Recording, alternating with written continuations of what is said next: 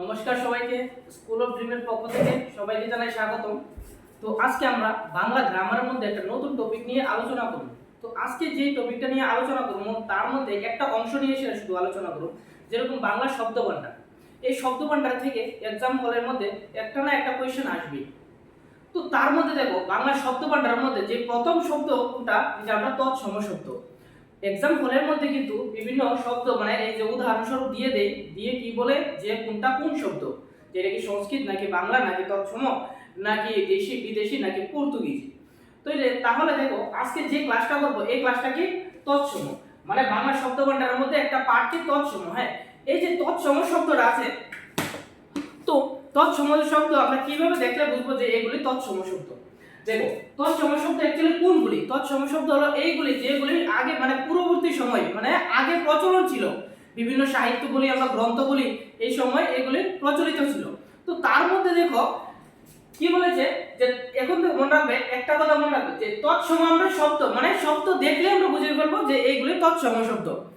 দেখো, যদি কোনো শব্দের মধ্যে দীর্ঘ ইকার যুক্ত থাকে, তারপরে দীর্ঘ যুক্ত থাকে, রি যুক্ত থাকে, তারপরে দীর্ঘ মানে দীর্ঘ ই, তারপর হচ্ছে হয়তো দীর্ঘ, তারপর হচ্ছে রি। তো এইগুলি যদি যুক্ত থাকে তো সকল শব্দ কি হবে আমাদের তৎসম শব্দ। যেরকম আমি যদি একটা উদাহরণ দিয়ে বলি, ধরো ধরো ইগল। দেখো, এই যে শব্দটা আছে এই শব্দটার মধ্যে দীর্ঘই আছে, তো তার জন্য এই শব্দটা কি আমাদের এটা তৎসম শব্দ। তারপরে দেখো, এই যে রিকার যুক্ত যদি আমরা বলি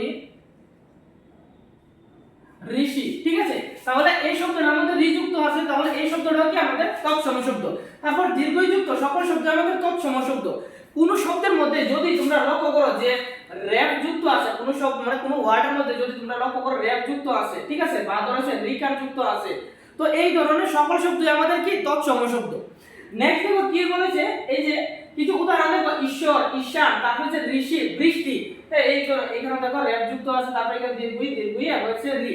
তো এই সকল শব্দ কিন্তু আমাদের তৎসম শব্দ। নেক্সট দেখো কি বলেছে, মূর্ধন্য। হ্যাঁ, মূর্ধন্য যুক্ত সকল শব্দই আমাদের কি তৎসম শব্দ। মূর্ধন্য যুক্ত সকল শব্দই আমাদের তৎসম শব্দ। যে কোনো শব্দের মধ্যে যদি তোমরা লক্ষ্য করো যে মূর্ধন্য যুক্ত আছে, তো সেই শব্দগুলি কি আমাদের তৎসম শব্দ। নেক্সট দেখো কি মূর্ধন্য স, মানে পেট কাটা মূর্ধন্য স। মূর্ধন্য স যদি কোন শব্দের মধ্যে তোমরা মানে শব্দের মধ্যে উপস্থিত দেখতে পাও বা সেই শব্দের মধ্যে লক্ষ্য করো, তাহলে এই শব্দটা সরাসরি দিয়ে দেবে কি আমাদের এই যে সংস্কৃত বা তৎসম শব্দ। এই যে সংস্কৃত বা তৎসম শব্দকে কিন্তু আবার কখনো কখনো বৈদিক শব্দও কিন্তু বলা হয়, ঠিক আছে, কারণ এই যে বৈদিক শব্দ মানে বৈদিক শব্দ কি লেখা বলা হয়, কারণ সেইগুলি বৈদিক যুগে কিন্তু প্রচলন ছিল। নেক্সট দেখো কি বলেছে, ক্ষীয় যুক্ত, ঠিক আছে, মানে ক্ষীয় যুক্ত যে সকল শব্দগুলি থাকবে সকল শব্দই কি আমাদের তৎসম শব্দ। এরকম ধরে আমি ধরো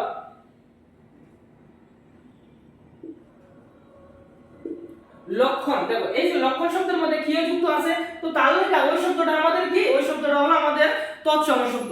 নেক্সট যদি দেখি, দেখো কি হচ্ছে বাংলা মানে এই যে সংস্কৃত উপসর্গ, সংস্কৃত উপসর্গ কয়টা আছে আমাদের? সংস্কৃত উপসর্গ আছে 20টা।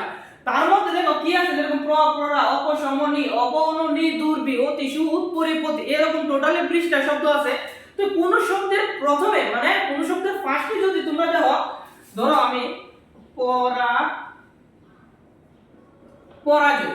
দেখো এই যে পরাজয়ের মধ্যে দেখো পরা আসেনি এখানে, তাহলে এই যে এটা কি, এটা আমাদের সংস্কৃত উপসর্গ, যার কারণে এই যে উপসর্গযুক্ত মানে সংস্কৃত উপসর্গযুক্ত সকল শব্দই আমাদের কি তৎসমযুক্ত, মানে তৎসম শব্দ বা সে সংস্কৃত শব্দ বা বৈদিক শব্দ।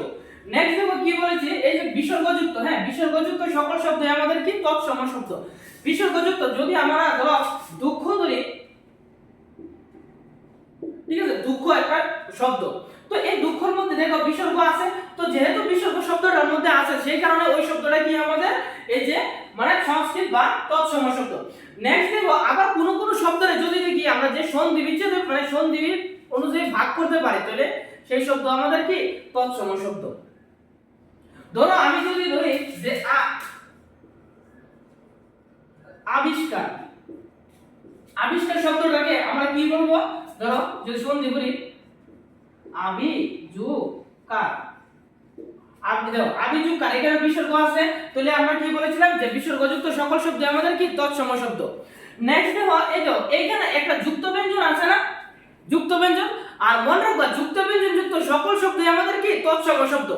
যে কোনো ওয়ার্ডের মধ্যে যদি দেখো যে যুক্ত ব্যঞ্জন আছে মানে একটা নিচে আরেকটা বা একটা সঙ্গে যুক্ত আরেকটা আছে, তাহলে সেই সকল শব্দ আমাদের কি আমাদের তৎসম শব্দ।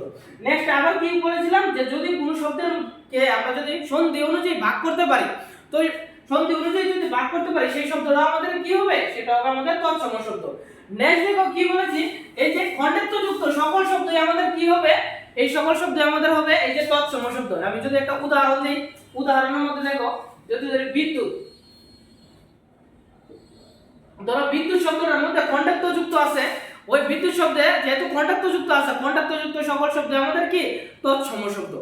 নেক্সট দেখো কি বলেছে, হিন্দু ধর্মশাস্ত্র, হিন্দু ধর্মশাস্ত্র সকল শব্দই আমাদের কি তৎসম শব্দ। যেরকম আমি যদি ধরি হিন্দু ধর্মশাস্ত্রের মধ্যে যদি ধর রাম, লক্ষ্মণ, ঠিক আছে, সীতা, তারপর হচ্ছে মহাভারত, গীতা, তারপর হচ্ছে রামায়ণ, তো সবগুলি হিন্দু ধর্মশাস্ত্র তো, বা ঋগ্বেদ সেগুলিও কি হিন্দু ধর্মশাস্ত্র গ্রন্থ। তো যার কারণে হিন্দু ধর্মশাস্ত্র সকল শব্দই আমাদের কি এই যে তৎসম শব্দ। নেক্সট দেখো কি বলেছি যে বহুবচন যুক্ত সকল শব্দই আমাদের কি তৎসম যুক্ত। যদি আমি বহুবচন যুক্ত শব্দ যদি কতগুলি বলি, যেরকম দেখো বর্গ, মণ্ডলী, রাশি, তাহলে তারপরে গুচ্ছ, তো সেই সকল শব্দই কি সেই সকল শব্দই আমাদের মনে রাখতে হবে এই যে তৎসম শব্দ। নেক্সট দেখো কি বলে, এই যে ভূমণ্ডল, ভূমণ্ডল সম্পর্কিত সকল শব্দ আমাদের কি তৎসম শব্দ। এখন ভূমণ্ডল কি, দেখো ভূমণ্ডলের মধ্যে দেখবা চন্দ্র, সূর্য, গ্রহ, নক্ষত্র, ঠিক আছে, মহাকাশ, সব এই যে সকল শব্দগুলি সেই সকল শব্দগুলি কি আমাদের এই যে যেহেতু ভূমণ্ডল অন্তর্ভুক্ত, এই সকল শব্দ হচ্ছে আমাদের সংস্কৃত ভাষায় তৎসম শব্দ, বা যেটা আবার বৈদিক শব্দ বলা হয়। নেক্সট দেখো কি বলেছি, 10 দিক সম্পর্কিত সকল শব্দই আমাদের কি 10 দিক সম্পর্কিত সকল শব্দই আমাদের হলো তৎসম শব্দ বা সংস্কৃত শব্দ। দেখো তৎসম শব্দ বা সংস্কৃত শব্দ তো আমরা বুঝলাম, এখন 10 দিক কি, দেখো যদি আমি বলি উত্তর, দক্ষিণ, পূর্ব, পশ্চিম, নৈশ, উদয়, তো সকল শব্দগুলি কি আমাদের এই সকল শব্দগুলি মনে রাখতে হবে আমাদের, যেহেতু 10 দিকের আন্ডারে মানে অন্তর্ভুক্ত, তো সেহেতু এই সকল শব্দ হিসেবে আমাদের তৎসম শব্দ।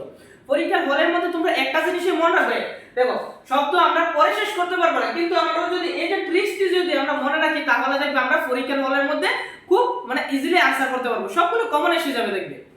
তাহলে আজকের ক্লাসের মধ্যে শব্দ ভান্ডারের মধ্যে একটা পার্ট নিয়ে সেটা আমরা আলোচনা করছি, যে পার্টটা হলো আমাদের তৎসম বা সংস্কৃত শব্দ।